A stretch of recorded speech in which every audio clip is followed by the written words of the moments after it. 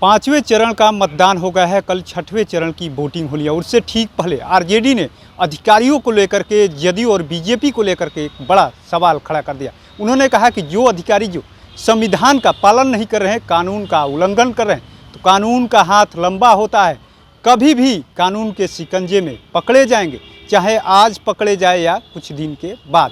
सुनवाते हैं आपको मनोज झा ने क्या कुछ कहा है। नहीं, एक मिनट, आप पत्रकारिता कर रहे हैं, आपने बहुत अच्छा सवाल पूछा, लेकिन कुछ अनुसंधान आप स्वयं भी कर लीजिए। इन्होंने तो काफी इशारा कर दिया। उसके बाद देखिए, एक प्रोटोकॉल होता है प्रेस कॉन्फ्रेंस का, इन्होंने इशारा कर दिया। अब आप यू फाइंड आउट कर लीजिए। कोई सवाल?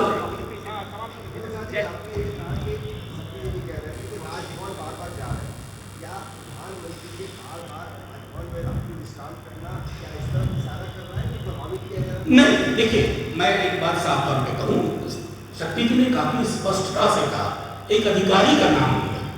हमने सिर्फ ये कहा कि कोई भी अधिकारी हो, वर्तमान या सेवानिवृत्त, अगर इस किताब के दायरे का उल्लंघन हो रहा है, अगर रूल ऑफ लॉ से देश चल रहा है, अगर आप मैनिपुलेशन की कोशिश करेंगे, तो इस बार प्रतिकार बहुत सख्त होगा, बहुत सख्त होगा, यहां से लेके दिल्ली तक। बस इतना कहना है, समझने वाले समझ गए। जयराम रमेश ने कहा है कि जो सबसे बड़ी पार्टी होगी यूपी के पीएम उम्मीदवार होंगे, इसका ज्यादा क्या? इसमें क्या हम बुरा मान जाए? अरे बैठ के निर्णय होगा। एक आत्ममुग्ध व्यक्ति के बदले एक सामूहिक चिंतन का प्रतीक होगा। एक ऐसा व्यक्ति नहीं जो आप चुनाव के आखिरी चरण तक बोलता है परमात्मा ने मुझे भेजा है। मैंने पहले ही कहा था, अगर आप ये बात कह दें, हम ये बात कह दें, हमारे परिवार के लोग हमें डॉक्टर के पास ले जाएंगे। मनोविज्ञान में एक बीमारी है, डिल्यूजन ऑफ ग्रैंडियोर, वो उससे ग्रसित हैं, डिल्यूजन ऑफ ग्रैंडियोर।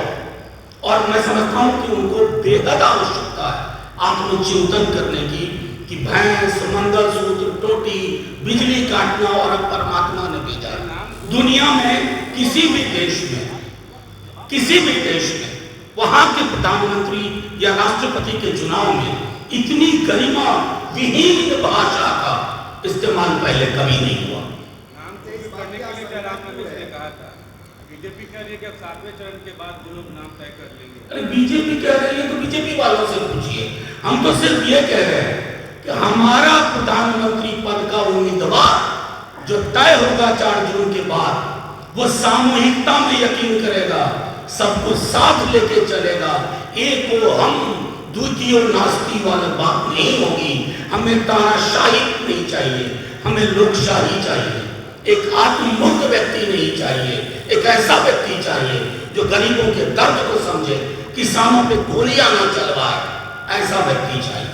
अब परसों कल कह रहे थे माननीय प्रधानमंत्री जी कि परमात्मा ने उनको किसी विशेष कार्य से भेजा है, मतलब दूत बना करके। यकीन दिलाता हूं, आप और हम में से कोई अगर ये बात अपने घर में बोलेगा तो घर वाले हमें डॉक्टर के पास ले जाएंगे, घर वाले हमें डॉक्टर के पास ले जाएंगे कि इसका दिमाग ठीक काम नहीं कर रहा है, कि कह रहा है भगवान से हमारा सीधे डायलॉग हो रहा है। लंबोलुबाब ये है कि हताशा में, परेशानी में जो आईबी की रिपोर्ट आ रही है, प्रधानमंत्री जी और उनकी टीम बेहद परेशान है। अब उस चक्कर में जब विश्लेषकों ने लिखना शुरू कर दिया तो अपने एकाध लोगों को प्लांट कर दिया, बीसीओ इंटरव्यू हुए। खैर, वो उनका है, उनका काम, उनका मिजाज, वो जाने। मेरा आज के संदर्भ में आपके समक्ष एक महत्वपूर्ण पहलू है पर बात रखना चाहता हूं। प्रधानमंत्री जी बार बार बिहार आ रहे हैं, तेजस्वी जी ला रहे हैं और वो आ रहे हैं, तो हुआ यूं कि अब वो प्रशासन के अधिकारियों से भी बात करने लगे, गृह मंत्री जी बात करने लगे, हर तरह की चीज, मतदान से लेकर मतगणना तक। बाकी विस्तार में शक्ति भाई बताएंगे, लेकिन हम अधिकारियों से कहते हैं कि डरिए मत, किसी दबाव में मत आइए। ये किताब आपकी सर्विस बनाता है, आपकी सेवा शर्तें इसी से उत्पन्न होती हैं। इस किताब के अलावा दबाव लेना हो तो इस किताब का लीजिए, किसी व्यक्ति का नहीं, क्योंकि व्यक्ति अर्श से फर्श पर आने वाला है और अर्श से फर्श पर आने वाले व्यक्ति की बात की दबिश में अगर आप कोई ऐसी कार्रवाई करते हैं इधर उधर करने की, तो सचेत हो जाइए।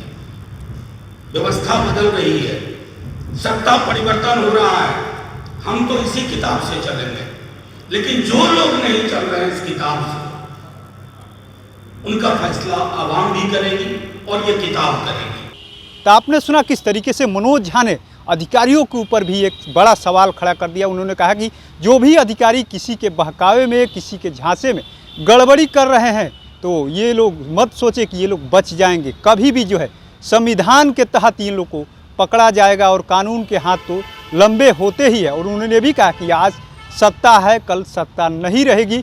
जो लोग सोच रहे हैं कि आज हम लोग बच जाएंगे, वो कभी बचेंगे नहीं। तो ऐसे ही तमाम अपडेट से जुड़े रहने के लिए इनसाइडर लाइव देखते रहें।